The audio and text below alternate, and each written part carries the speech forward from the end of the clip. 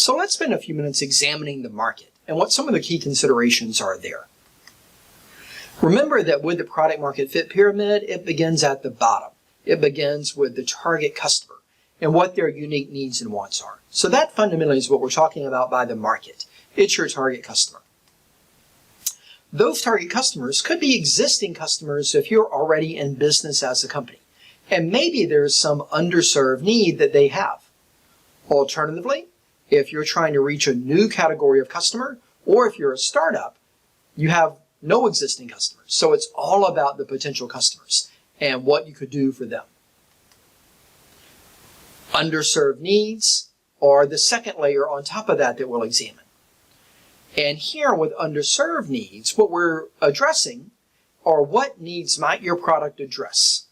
What is going to be the fit of your product to the needs of the customers that fit within that target customer category?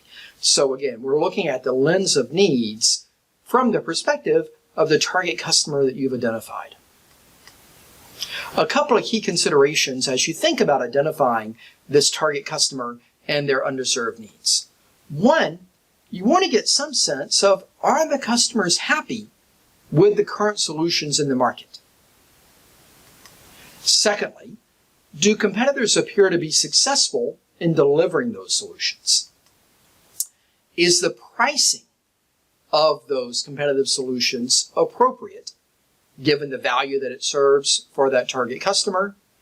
And aside from being cheaper, what new benefits can your product deliver? So I include this consideration of cheaper. Many times as I'm working with entrepreneurs, particularly first-time entrepreneurs, their only differentiation is this idea that they can do something cheaper. And that is rarely the reality of it. There's a certain economy of scale that existing companies or larger companies might have that smaller companies typically are not going to have.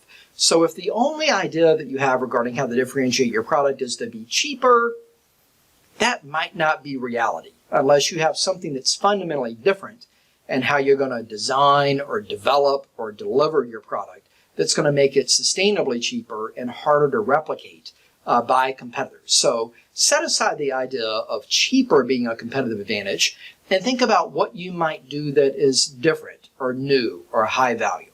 And as you're exploring this checklist, reconcile objectively where you fit and where you think your product might fit.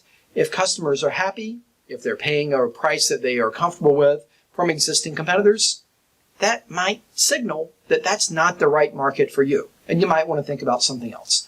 However, if customers are not happy with the current competitive offerings, or if those competitive offerings are viewed as being excessively expensive or maybe overbuilt or overdeveloped, you might be able to do something different that's attractive for that market. So we'll explore these questions a little bit later in the course.